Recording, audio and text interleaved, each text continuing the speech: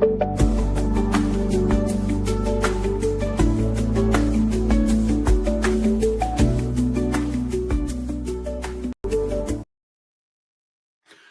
right, folks. Well, I think we're still working on the intro music. I kind of feel like, if elevator music was trying to also be played in the world's most uncomfortable and awkward spa, that's what it would be.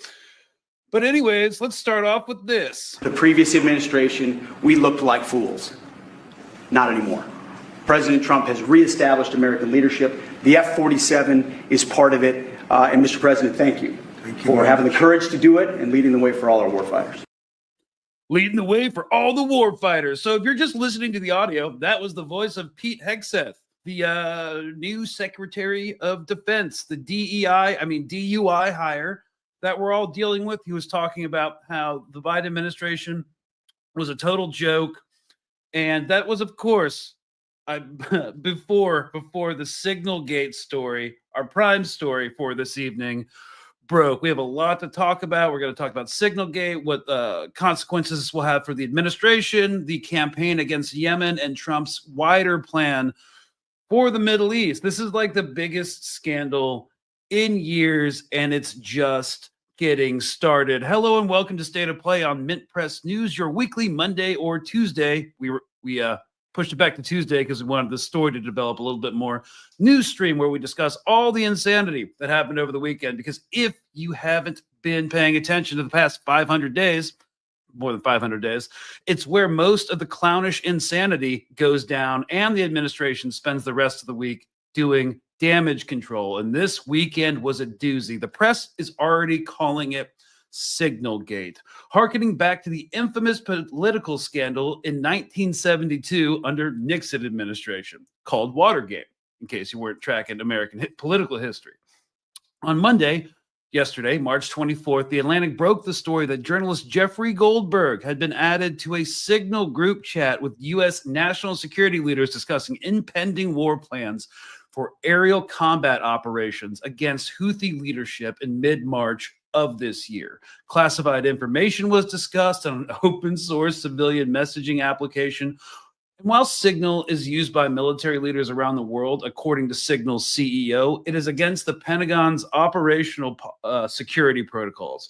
And actually, we got a copy of these security protocols from NPR. They're unclassified, and they were sent out to everybody in the Pentagon being like, hey, Signal's compromised by Russian hacker groups, so let's not use it. And they were all using it. So using a Signal chat group to share highly classified information and accidentally including a reporter. I personally believe it was an accident. I'll explain my reasoning behind it, but you're free to disagree with me, and maybe we'll hash it out in the live Q&A section at the end of this. So again, accidentally including a reporter on the discussion could raise the possibility of violation of federal laws such as the Espionage Act. Let's be honest, though, there will be no accountability and they won't be tried. It can be a crime to mishandle, and here's the thing, misuse or abuse classified information, though it is unclear whether such provisions have been breached in this case. There's going to be an investigation probably. However, the salient point here is that they were using an app with disappearing messages, okay? A feature not available on secure governmental messaging systems where accountability is a priority. So the military, the government, and Wall Street, and the bodies that oversee and regulate and investigate them don't like disappearing messages because it's hard to look for fraud, accountability, deception, and all that. So join us tonight on State of Play to do a deep dive into this budding scandal and what it means for both the administration and, again, for Yemen and Gaza and the wider West Asian region. So I just want to say this for now, as someone who once held a top secret security clearance in special operations.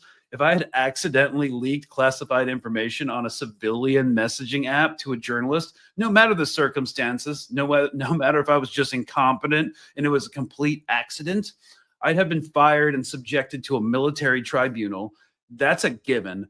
Dishonorably discharged at best and thrown into military prison at worst, which is the more likely scenario. But of course, there will be no accountability, which is one of the one of the primary reasons to use a non-government messaging service in the first place, also for convenience, which is precisely why Hillary Clinton used her own private email server, when she was Secretary of State. We'll get into that later. The hypocrisy, the rank incompetence, and a lack of accountability.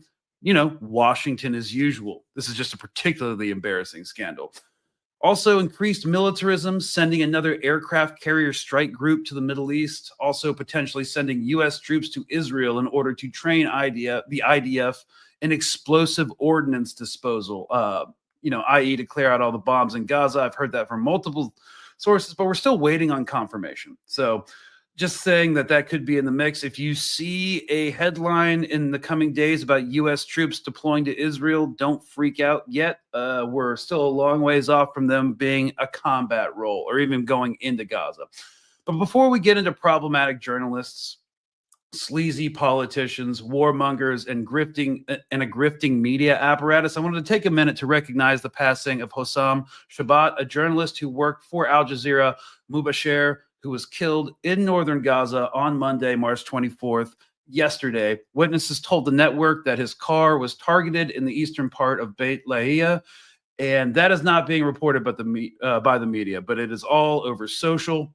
And if you don't know who he is or was, yes, Hossam Shabat, 23-year-old journalist from Gaza, was threatened by Israeli forces to stop reporting on their activities in northern Gaza and delete his published work. And today, March 24th, again yesterday, he was killed in a direct targeted strike. He had a following, and he wrote things such as, I'm going to read one of his posts. I couldn't pull it up because I couldn't find it on X, but I could find it on Instagram. Give me 1 second, looking for...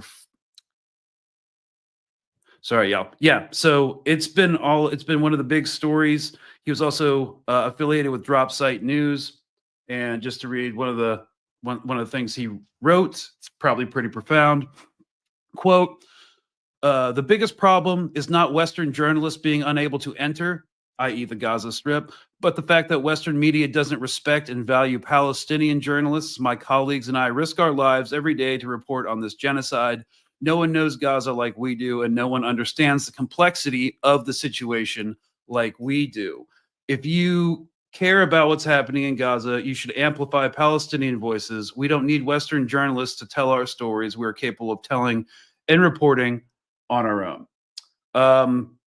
Yeah, and that's precisely why they've been targeting over 200 journalists. It's precisely because, well, they don't want even Western journalists growing a conscience or a spine and reporting on those same stories. So we recognize his passing, and it's just another drop in the atrocity bucket that we will document and not forget. So Israel also just shelled a UN compound in Gaza last week, and in response, the UN is now reducing its presence in the Strip.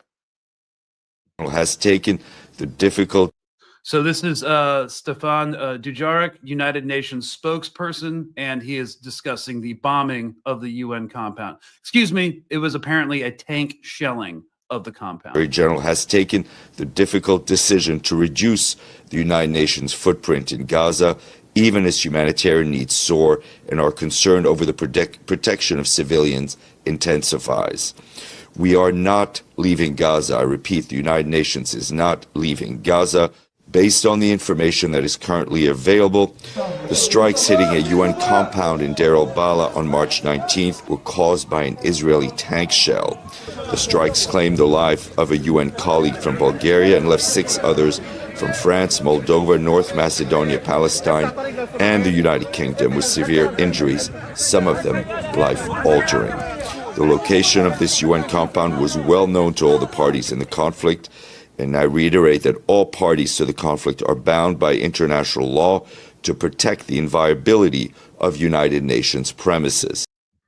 But we all know that that international law is now done in the post-October 7th era. Israel has, as a matter of state policy, made it a targeting priority to hit hospitals. In fact, a doctor that was just on a number of major news outlets, Western doctor, who said that over 100,000 children had been killed which, you know, we all believe, because Trump keeps saying that there's 1.9 million Palestinians in Gaza. So where did the other 300,000 go? It's because he's been briefed on the current population count. That's what we think. And also a lot of revered medical journals of long standing and peer reviewed have published articles about how, based off crude casualty counts, yes, that's consistent with what you'd see with this kind of ordinance dropped and this population density. So as we're seeing now, I don't know if you guys remember 2015 under Obama, the United States bombed a Doctors Without Borders hospital in the Kunduz province in Afghanistan. It was a massive scandal. It dominated the news cycle for weeks. And now we have reports that a hospital in Sana'a in Yemen has been bombed twice. And now bombing hospitals, which used to be a huge deal, even back during the global war on terror under Obama, in 2015, now it's just not even making the news. So I said this at the beginning in November of 2003. Now that this has happened, now that they destroyed Al Shifa Hospital, it's forever normalized. Bombing a hospital will never be a news story again in the mainstream media. So that's what we're looking at now. But anyways, moving on. Also, in terms of Israeli aggression, 4 killed in Israeli strikes in Syria. IDF says terrorists shot at troops. As you know, they've expanded their buffer zone into southern Syria past their traditional occupation of the Golan. And the Israeli military claims it retaliated with artillery fire after armed militants attacked them in a village in southern Syria. According to local media, at least 10 were wounded in the Israeli attack that included tanks and aircraft. In the Koya village in Daraa region in southern Syria, which has always had clashes with the IDF, according to Syrian media outlets.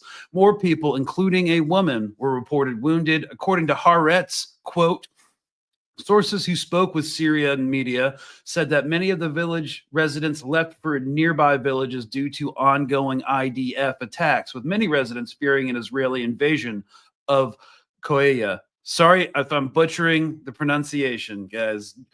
Continuing the quote, Jordan's Ministry of Foreign Affairs condemned the IDF's activity in Syria, calling it a flagrant violation of international law, a serious violation of Syria's sovereignty and unity, and a dangerous escalation that will only lead to more clashes and tensions in the region, unquote. And according to some pro-Syrian government reporting, I mentioned that here simply because I'd be surprised if the Syrian government, the current Syrian government, actually did anything substantive to resist Israeli encroachment. And we know that Jolani or al-Shara or whatever you want to call him has made a statement asking the international community to condemn Israeli actions in Syria. But beyond that, you're not going to see anything more. I'd be surprised if you did. Be very happy to be wrong. So men from Daraa took matters into their own hands. And here's a video of the funeral service. I will transliterate. The people of Koya village bury their dead after they were targeted by Israeli occupation forces. This morning in Koya village, where the occupation tried to break into the city and its valley, as we can see, the funeral of 2 martyrs in the town of Koya in the Yarmouk Basin, West Daraa. Funerals being carried out in view of Israeli occupation forces, which are based in the Maria military unit.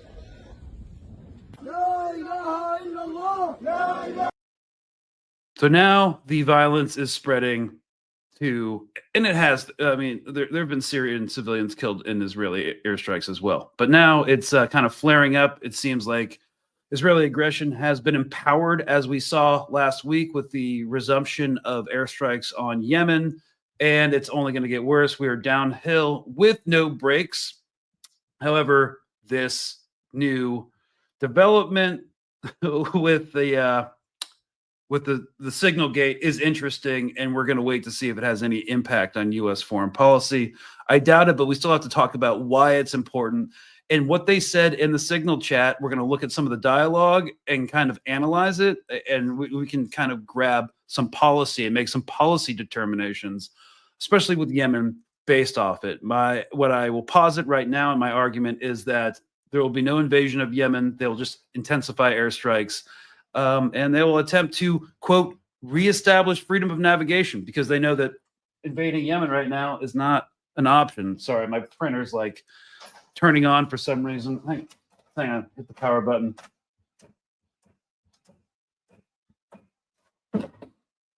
Sorry about that, y'all. That was weird. Okay. So as Israeli aggression and atrocities continue in Gaza, the West Bank, southern Lebanon, and Syria, let's take a moment to recognize that Jeffery Goldberg, the journalist who was accidentally, and I do believe it was an accident, as I said earlier, added to the Signal group of senior national security cabinet members planning an attack on the Houthi leadership in Yemen. He is a former Israeli soldier and prison guard at the notorious Kitzot prison. Again, my bad for the pronunciation, in the Nakab Desert, where he was complicit in the torture of Palestinians. Again, it's notorious. If you serve there, you're obviously, and you don't speak out, you're obviously complicit in that, although we don't know exactly what he did there. After his time as an occupation soldier, he stepped into journalism, all right, manufacturing consent for the Iraq War amongst the liberal elite, with such articles like The Great Terror, published in 2002 in the New Yorker, which describes a humanizing tale of Saddam's oppression of the Kurds, humanizing for the Kurds, in northern Iraq. Not something any reasonable person would deny, but you're about to notice a trend. And in case you guys want to see the actual article, I'll bring it up and we'll kind of look at it later. Like the New Yorker, The Atlantic is an elitist, liberal publication meant to manufacture consent for war amongst the liberal elite, which they've always been good at, them, New York Times, etc. So we'll look at that, but it is paywalled. However, there's been so much reporting on it that you don't really need to read it anymore in the first place. So as Roger Cohen, the former editor of the New York Times, put in 2009, let me just bring this up. I think he might have a bio in there. Anyways, yeah, Roger Cohen, former editor of the New York Times, put in 2009, Goldberg became, quote, Netanyahu's faithful stenographer. He is editor-in-chief of The Atlantic, which last summer published the article, The UN's Gaza Statistics Make No Sense by Graham Wood, claiming it is possible to kill children legally. There was a lot of backlash to that article, last summer or last year. And, instead, Goldberg didn't take the article down based off the blowback. He not only left it up, but he made it free to read. Again, Atlantic articles are usually paywalled, but he made that one free so everybody could read it. Almost unprecedented in the media outlet's history. He may be in the limelight now, but he is no objective or conscientious journalist to be celebrated. He's always been part of the war machine. He does access journalism. He posts what the elite, especially the liberal elite, want to be posted. He is a liberal Zionist, and he obviously favors the Democratic Party, and this is a huge boon to a flagging, wavering Democratic Party. He also sat on the story for 9 days after he exited the group chat. While he would open himself likely to prosecution if he had revealed the information before the strikes, which killed over 60 civilians, apparently hit a hospital twice. At least the first strike is confirmed. It is important to recognize that he supports any action which will benefit the Israeli state. That being said, let's get into media reactions, because this is the biggest scandal in years. And then we're going to get into what this means for policy going forward. So before we do, I would like to make 3 short paragraph points. All right. First, here, I would like to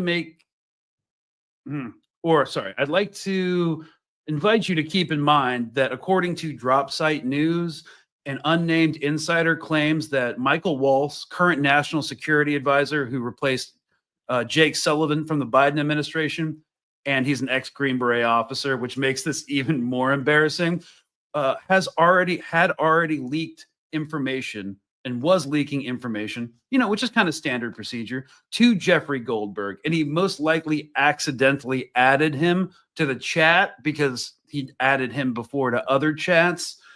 No way to confirm that as of right now, but according to Dropsite News, they have a source, deep background that is saying that that's what happened.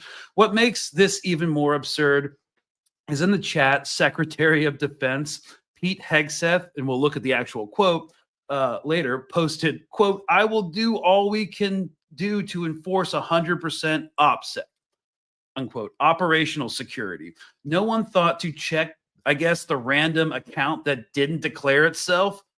Whoops. All these members of the cabinet have gone through OPSEC briefs about how Signal is vulnerable. And the Pentagon just issued an unclassified memo, which means it goes out to everybody because you don't need a security clearance to access it. Unclassified memo warning against the use of Signal, quote, "A vulnerability has been identified in the Signal messenger application." Begins the department-wide email dated March 18th, obtained by NPR. And this was after the Signal chat went into effect. But, you know, these guys already knew that. You know, why you don't use unencrypted apps to discuss classified information, especially when we know they're vulnerable. You use a SCIF or a secured.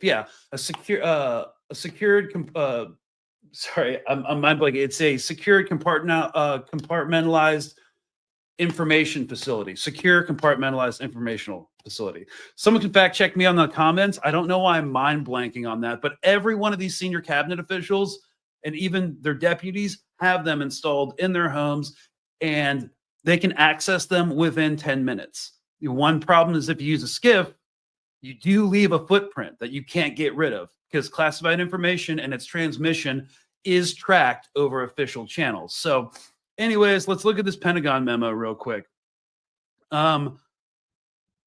SCIFs, not all SCIFs are necessarily air gapped, which means they've never been connected to an outside network. Wait, no, that's different from SIPRNet. Okay, yes, I think SCIFs are air gapped, and they're generally for communication and the transmission of classified documents. The documents are, I believe, uploaded via hardware, and they exist on an air gap network. That's generally how it works. So anyways, here's the OPSEC security bulletin about Signal. And if you guys use Signal for your protest and activism activities, you may as well look at what the Pentagon is saying. All right. A vulnerability has been identified. And yes, this is F9T53 OPSEC special bulletin, Signal vulnerability. A vulnerability has been identified in the Signal messenger application. The use of Signal by common targets of surveillance and espionage activity has made the application a high-value target to intercept sensitive information. Russian professional hacking groups are employing, quote, linked devices feature to spy on encrypted conversations. The feature allows the chat and voice messenger application to be utilized on multiple devices concurrently. The hacking groups embedded malicious QR codes in phishing pages or conceal them in group invite links. I guess they all accepted a group invite link to this one. After gaining access via the malicious code, the groups add their own devices as a linked device. This allows the group to view every message sent by the unwitting user in real time, bypassing the end-to-end encryption. Steps to safeguard your Signal application are on the following pages. The pages are unclassified and can be printed for use outside of SCIF spaces. All right, so that's just something. I hope we can get access to what the next pages were, because I want those security protocols as well, because you know, the U.S. government also tries to spy on Signal groups as well, because, you know, drug runners use it, activists use it, potential agents also use it. So, yeah, let's now that we've all established that and how like big of a security breach this is, let's look at some media reactions and break it down. This is from last night, and then we're going to look at some from today real quick. Let's go. To the White House now, where So if you're just listening to the audio, this is CBS News 24/7. This is from Saturdays at 7 a.m. East. Oh, okay. Yeah, Saturday night. President Trump just held a meeting with his cabinet this afternoon. Also in attendance, Department of Government Efficiency head Elon Musk. This comes as concerns grow after a journalist was included in a group chat regarding attacks on Houthi rebels in Yemen. President Trump commented on it during a meeting with Louisiana's governor today. Take a listen. Mr. President, your reaction to the story in The Atlantic that said that some of your top cabinet officials and aides had been discussing very sensitive material through Signal and included an Atlantic reporter for that. What is your response to that? I don't know anything about it. I'm not a big fan of The Atlantic. To me, it's a magazine that's going out of business. I think it's not much of a magazine, but I know nothing about it. You're saying I have no idea what my cabinet members are doing. that they had what? They were using Signal to coordinate on sensitive materials and Having to do with what? Having to do with what? What were they talking about? with the Houthis. The Houthis? You mean the attack on the Houthis? Well, it couldn't have been very effective because the attack was very effective. I can tell you that. I don't know anything about it. You're telling me about it for the first time. CBS News White House reporter Olivia. And real quick, I do want to talk about these attacks on the Houthis and them being really effective. We have spent, because of the Houthis, a ship hasn't been hit. A ship is probably not going to be hit by the Houthis, but what they have done is they've shut down shipping in the face of continual airstrikes, and they have cost the U.S. military over $1 billion in intercept missiles. The Intercept reported that, I believe. Over $1 billion, and we've expended more air defense missiles since the Houthis started shooting into the Red Sea than we have in the past 30 years, since the Gulf War. So, yeah. Rinaldi joins us now. Olivia, do you know how that journalist got included in this really sensitive group chat? Well, Liz, what a shocking report from The Atlantic today, sending ricochets around Washington that Jeffery Goldberg, the editor-in-chief of The Atlantic, appears to have been accidentally included on a group chat with a lot of heavy hitters, including the Secretary of State, Secretary of Defense, National Security Advisor, the Vice President, Trump's Chief of Staff, on very sensitive plans to attack Houthi rebels in Yemen over the weekend. Now, this report was published today. Jeffery Goldberg was talking about exactly what transpired in that group chat, which was before the strikes happened, where we saw some conversation between the Vice President and the Secretary of Defense, Pete Hegseth, over whether or not they should postpone the strikes for a month or so. Also quite notable in that group chat, the Vice President appeared to criticize Trump and the administration, saying that there were some inconsistencies in the messaging around Europe, quoting from the piece now, which allegedly shows what the Vice President had said during that group chat.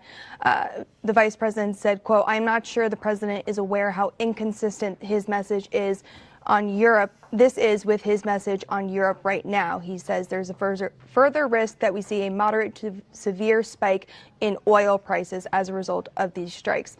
Now, we are hearing from the spokesperson of the National Security Council, who appears to confirm that these texts are authentic. In a statement to CBS News, he said, "At this time, the message thread that was reported appears to be authentic, and we are reviewing how an inadvertent number was added to the chain." He also said the thread is a demonstration of deep and thoughtful policy coordination between senior officials, putting a little bit of spin on there. A little bit of spin. Look, we just had the biggest information breach scandal since even before Hillary's emails, which every one of these people was freaking out about, right? But yeah, it's just a really good demonstration of national security officials working together to accomplish the mission.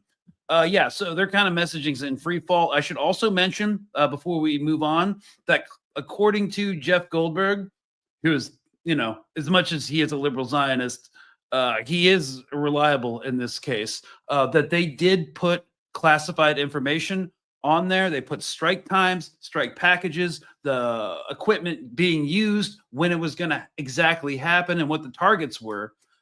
He didn't publish that information because he didn't want to go to jail, but he says it was on there. So we'll have to keep that in mind. Also in attendance, Department of Government Efficiency head Elon Musk. This comes. Oh, sorry. I accidentally replayed that. So messaging's not great. They're kind of in free fall right now. This is incredible ineptitude, and we're going to see a suffering of military morale and military actions since then. This is Pete Hegseth's response. He is the one who allegedly, most likely, but still allegedly, posted classified information about the strike packages against the Houthis in the Signal chat. Can you share how your information about war plans against the Houthis in Yemen was shared with a journalist in The Atlantic? And were those details classified? You're talking about a deceitful and highly discredited so-called journalist who's... I mean, he's not, even though he's a warmonger and a propagandist, he's not a discredited or small-time journalist. That's insane. Made a profession of peddling hoaxes time and time again, to include the hoaxes of Russia, or the fine people on both sides hoax, or suckers and losers hoax. So this is the guy that peddles in garbage. This is what he does. I would love to comment on the Houthi campaign because of the skill and courage of our troops. I've monitored it very closely from the beginning. And you see, we've been managing 4 years of deferred maintenance under the Trump administration. Our troops, our sailors were getting shot at as targets. Our ships couldn't sail through. And when they did shoot back, it was purely defensively or at shacks in Yemen. President Trump said, no more. We will reestablish deterrence. We will open freedom of navigation, and we will ultimately decimate the Houthis, which is exactly what we're doing as we speak from the beginning, overwhelmingly. I just want to say, if you're just listening to the audio, he is very jumpy. His actions are really exaggerated. It looks like he's like nodding his head at the journalist, and yeah, he just looks very skittish. Why were those details shared on Signal, and how did you learn that a journalist was privy to the targets, the types of weapons used? I've heard I was characterized. Nobody was texting war plans, and that's all I have to say about that. Thank you. That's it. All right. Well, there's going to be an investigation either way. So, and here is the hearing in front of the Select Intelligence Committee, Senate. Tulsi Gabbard, the director of the CIA, and others in attendance. And I'm not going to play the whole thing, but this was a grilling. This signal chain that we have been... Someone is like, Pete's angry, not skittish. I mean, he's deeply uncomfortable right now. I mean, everybody knows that this was a massive F up. Talking about, was there any mention of a target? I just have to address this. So Goldberg is an ex-IDF prison guard and torturer, and that's a liberal Zionist. Yeah, liberals can be just as big of war hawks as the far-right extremist conservatives, you know, and especially when you're in an indoctrinated military system, you know, I definitely see it happening. I know people who voted for Obama who consider themselves liberals and believe in, you know, women's rights and LGBTQ plus people do interrogations of Al-Qaeda, Taliban, quote unquote suspects, and they were pretty brutal. So I definitely believe that's possible. But I just wanted to say that from my perspective, yeah, we can disagree, but I totally see that being the case because I've seen it with American troops personally. Okay, now back to the Select. Intel chiefs testify amid leak fallout. This is from the Fox News stream from earlier today, 11:42 Eastern time. In this signal chain that we have been talking about, was there any mention of a target in Yemen? This is Tulsi Gabbard replying. I don't remember mention of specific targets. Any generic target?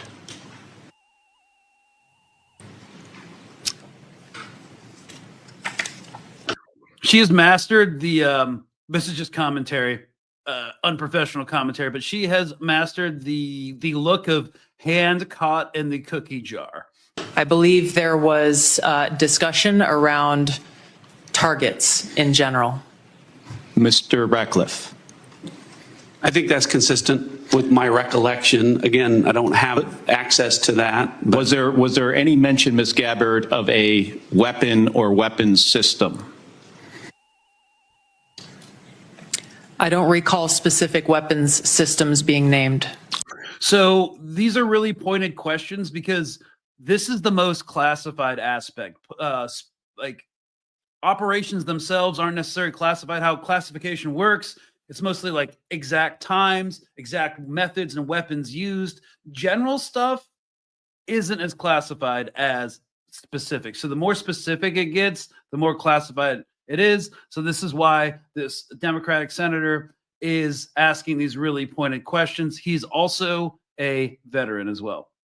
I'm not talking about specific, any weapon or weapon system. I don't recall specific names of systems or weapons being used. It was the dog. Someone says, yeah. So that's what we're looking at. Now let's look at what was actually said in the article and spend the last portion of this. Now that we've kind of like set it up, how big of a catastrophe this is, how seriously people take this, except for Fox News.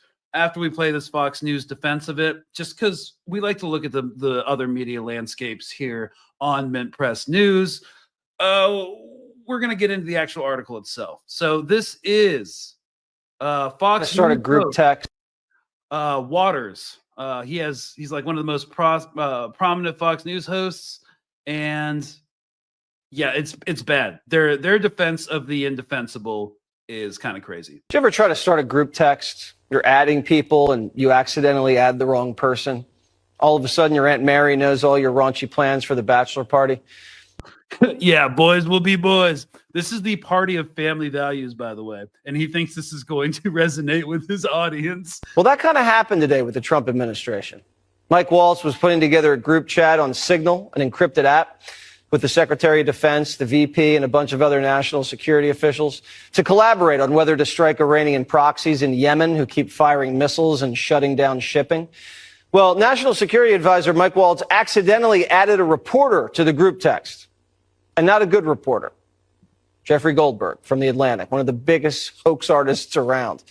Well, he heard some things he probably shouldn't have, but I mean, he's not wrong when he says he was doing a like hoaxes in terms of like atrocity propaganda, the same hoaxes that Fox News was doing, by the way. Could have been a wee bit of a security breach, but it's not like they homebrewed a server and then bleached it or kept classified documents in their garages next to their Corvette.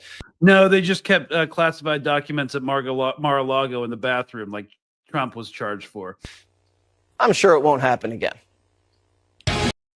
Yeah, I'm pretty sure it won't happen again, too. So, whoopsie daisy. But in the meantime, I'm super glad it got leaked because now this will help us interpret Trump's foreign policy and the foreign policy that his staff is going for. So, first of all, we're not going to set it up. We're just going to go straight into the dialogue of this texting. So, here we go. So the Vance, this is gonna deal with Europe first. So the Vance Associated account goes on to make a noteworthy statement, considering that the vice president has not deviated publicly from Trump's position on virtually any issue. He says, "I'm not sure the president is aware how inconsistent this is with his message on Europe right now. There's a further risk that we see a moderate to severe spike in oil prices. I'm willing to support the consensus of the team to keep these concerns to myself, but there's a strong argument for delaying this a month, that being the strike, doing the messaging work on why this matters." Because again, when the Houthi strikes, the counter Houthi strikes happened, conservative TikTok and social media exploded, being like, why are we fighting this again? This is not what we voted for. Why are we sending more money to Israel? So yes, they do have a massive messaging problem.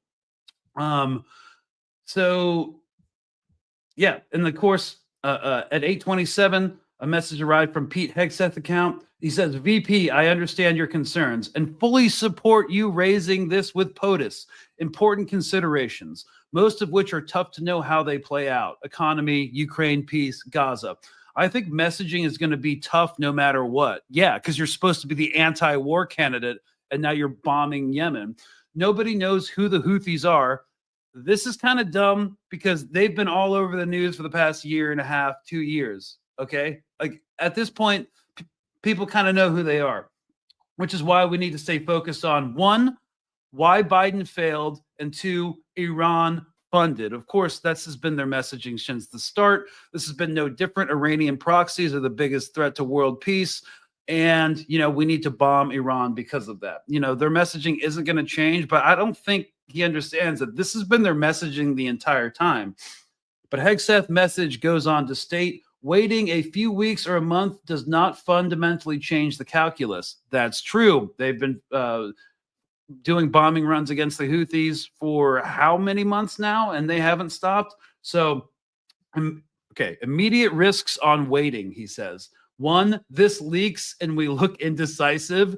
Nope, this leaked and you guys look like idiots. Two, Israel takes action first or Gaza ceasefire falls apart, which happened right after these strikes happened, and we don't get to start on our own terms. Yes, you no longer get to start on your own terms. We can manage both. We are prepared to execute. If I have a final go or no vote, I believe we should.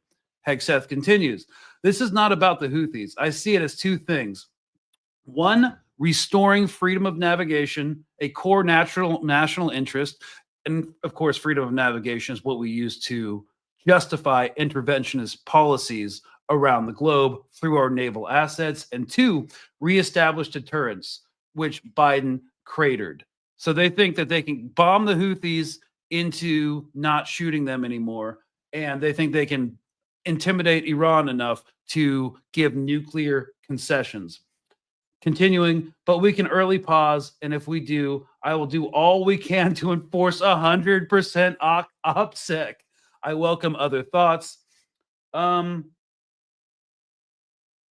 Yeah, so that was kind of embarrassing. Mike Walsh, National Security Advisor, finally responds, whether it's now or several weeks from now, it will have to be the United States that reopens these shipping lanes. Per the president's request, we're working with the Department of Defense and state to determine how to compile the cost and levy them on the Europeans.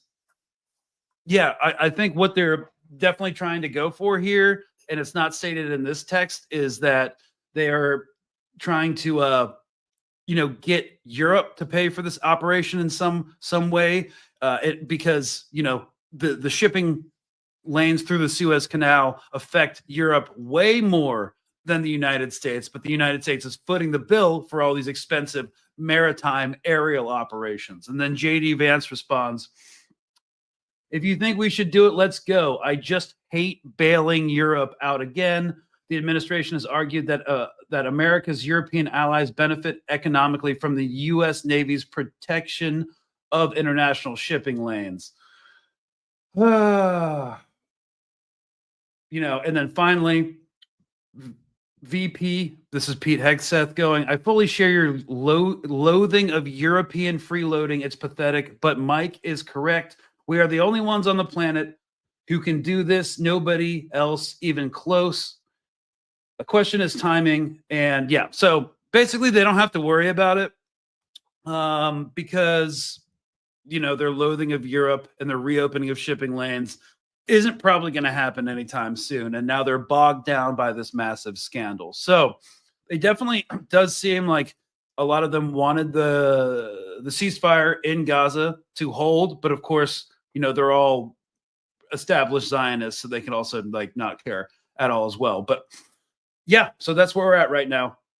And so they don't want to bail Europe out. Europe's affected by the shipping lanes, but they want the United States to retain deterrence that the U.S. Navy can protect shipping lanes no matter what. Therefore, we are the unipolar power. We are dominant, but it hasn't been working. The shipping lanes have been shut down. We've done more hard-hitting combat operations against the Houthis.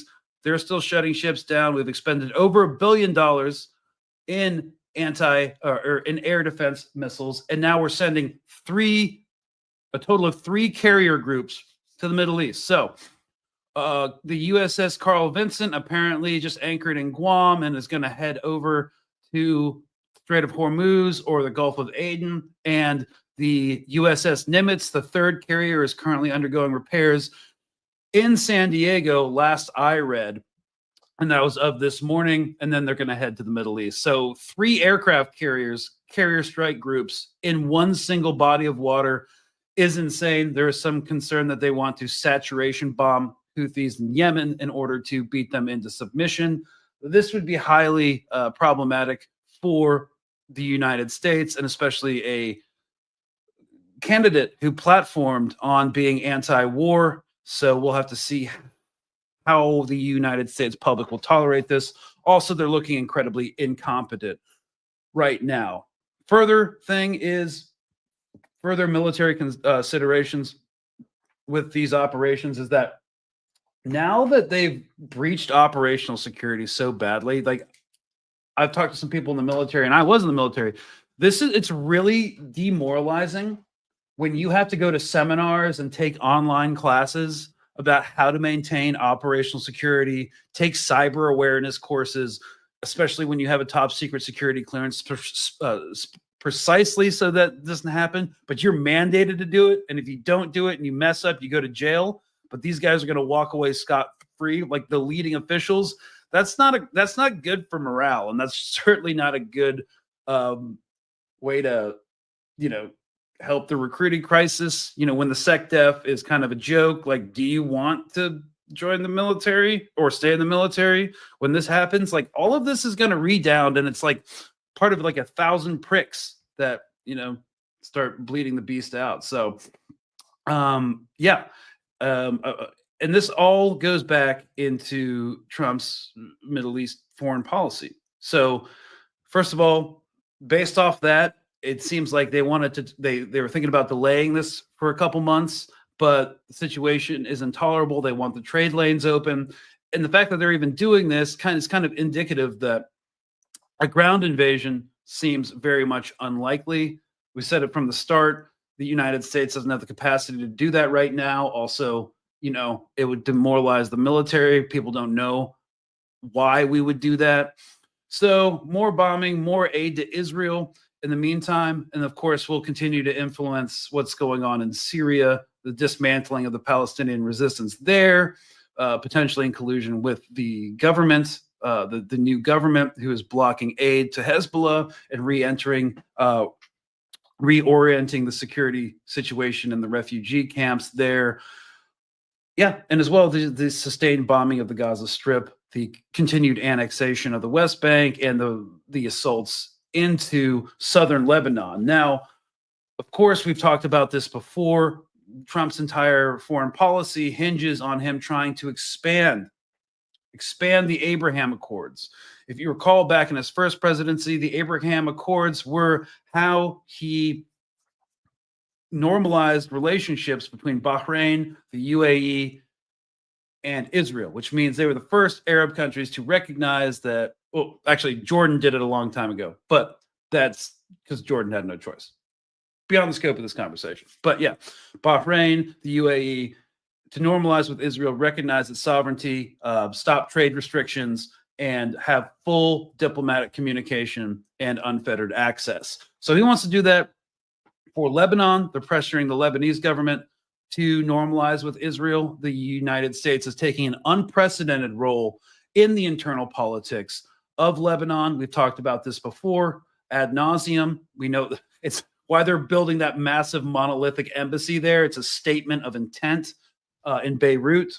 Then, of course, we've already heard reports and seen reporting on how the U.S. is pressuring Jolani or al-Shara's new government to normalize with Israel. That, I believe, and a lot of other analysts believe, that they will flip and turn into a comprador state in order to remain politically viable in West Asia.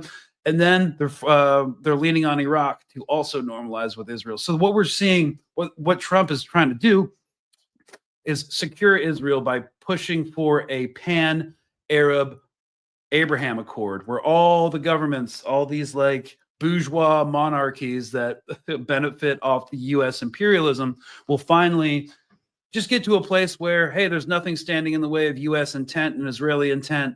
And what are their own populations going to do about it? Nothing. So they'll try to push for full normalization in order to create the stable conditions for the IMEC corridor. So again, IMEC corridor. I'm going to pull this up real quick. Just because, you know, it's something that we're doing to kind of isolate and compete with China. 1 second, sorry guys, I got to pull this up. I'm just going to use the Wikipedia definition because it's good enough. In case you're not, tracking what this is. This is the India, Middle East, European Economic Corridor. So tenets of this, if we pull up the map and zoom in, these are the major players involved in the IMEC corridor. It's the U.S., Western Europe, or most of Western Europe.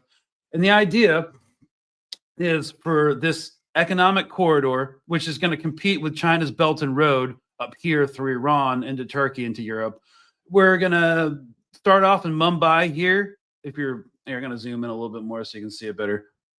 Oh, no, that's all it's letting me do. So Mumbai on the eastern coast of India, put it on ships, go through UAE, into Saudi Arabia, across the Gulf states, through Jordan, ending off in the port of Haifa and Ascalon in Israel, shipping off into Europe. So that's the economic corridor that they want a more stable Middle East for, and an answer to the Palestinian question. And of course, it is to isolate Iran, break Russia from Iran, and isolate China and undermine their what would be their multipolar system of global infrastructure. So goes from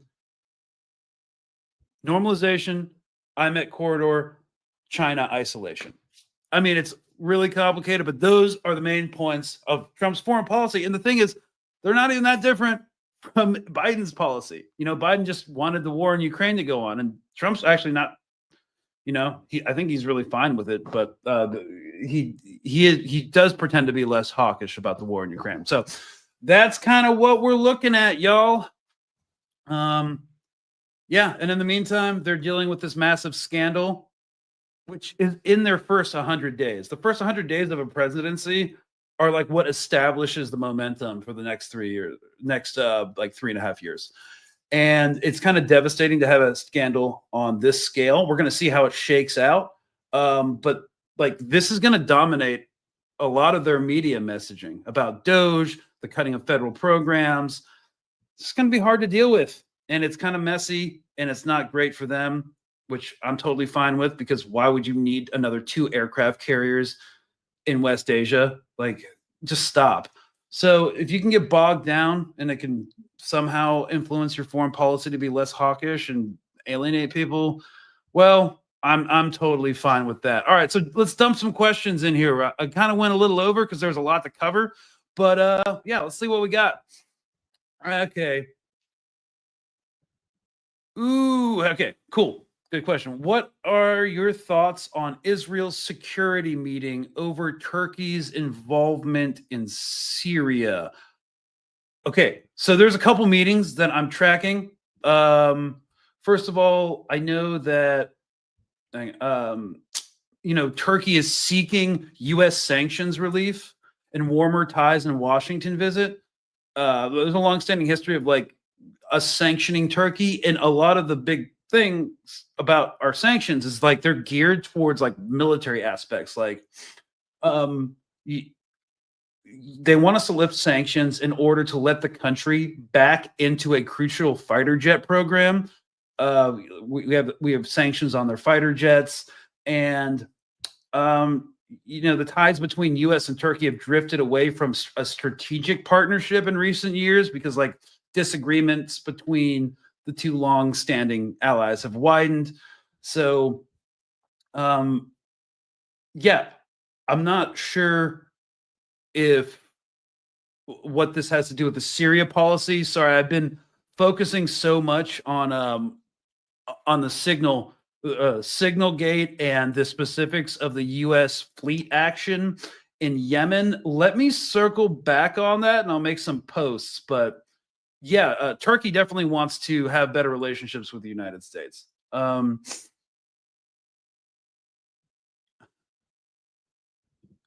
right, Clara, what happens when the second coming isn't coming because no one thinks this is any form of reality?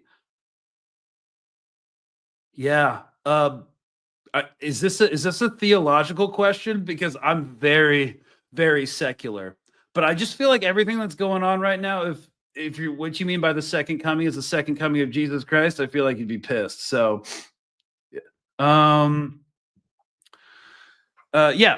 next question. De El Sendero. Yeah, looking really rough for the resistance right now. Yeah. This is the whole thing that's difficult about talking about Syria, right? Just is because Assad was a bourgeois dictator and he didn't really do anything to help the resistance, and he oppressed a lot of his population and people hated him for really legitimate reasons. But on the same token, he did let arms and intelligence through. He also, like any other authoritarian regime, controlled his own drug trade. And, if they helped out with that, that's fine by him. But yeah, since the collapse of that, it's isolated Hezbollah. They will, lacking in intelligence and actual replenishment arms and rockets that they were getting through the border.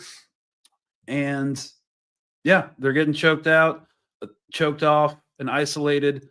Also, the government is, and the people who are anti-Hezbollah in Syria are waging an information war, saying that Hezbollah came across the border a couple weeks ago, killed 3 soldiers, and are basically trying to start a war, which isn't true. They're just trying to manufacture consent for more actions against Hezbollah, so they're hurting. Yemen. One of the reasons that they're sending another carrier fleet group or 3 carrier fleet groups is to control and patrol the entire Strait of Hormuz in any way that Iran is shipping weapons or electronics or avionics to Yemen, because Yemen doesn't have a strong electronics or avionics industry. Like they can construct rockets, we believe, but yeah, the precision gear, the precision equipment is coming from Iran. So what the U.S. Navy's tactical or strategic objective is going to be is to degrade the leadership networks, destroy their supply caches, all right, and then roll up their supply lines, choke off their supply lines. So these carrier strike groups aren't necessarily for bombing Yemen. They're for creating a deafening or a smothering, impenetrable wall of naval checkpoints and customs enforcement, essentially. So yeah, they're literally trying to choke off every viable resistance network. And then, of course, the U.S. government has warned Iraq that there will be strikes inside of their territory if Kataib Hezbollah or the popular mobilization units in Iraq in any way retaliate against U.S. bases for military actions against Yemen and the Houthis. So yeah, Iraq's in play too in terms of getting threatened at the very least. Like if Iran wants to supply popular mobilization forces in Iraq, there's nothing the U.S. military can do or anyone can do to stop it, because Iran and Iraq have a very large, unsecurable border that you'll never be able to police ever. So the most you can do is threaten their government to police it for us. And so that's what we're seeing. Yeah, basically the military, we talked about the political strategy here, but the military strategy is to cut off, isolate, and smother every resistance faction. So it's looking pretty bleak. I'm not sure how it's going to work, but yeah, it's going to be like the Dark Night of the Soul before like Act 3. We're looking at Empire Strikes Back right now. But I mean, Hezbollah hasn't gone anywhere. The Houthis have been bombed since 2014. And I don't know how you deal with other elements that are in play. So yeah, they'll try it. They'll spend a lot of money trying it. They'll drop a lot of bombs trying it, but I don't see how it works. And in the meantime, they've still got this this massive scandal. Wow. Okay. Well, it looks like an hour passed really quick. At least it did for me. So I think we have to wrap it there. We are out of time and out of questions as well. So I hope this was informative and helpful for y'all. And great seeing you always. And we will see you here on MintPress News next Monday or next Tuesday. We'll keep you updated and see you then. Cheers, y'all.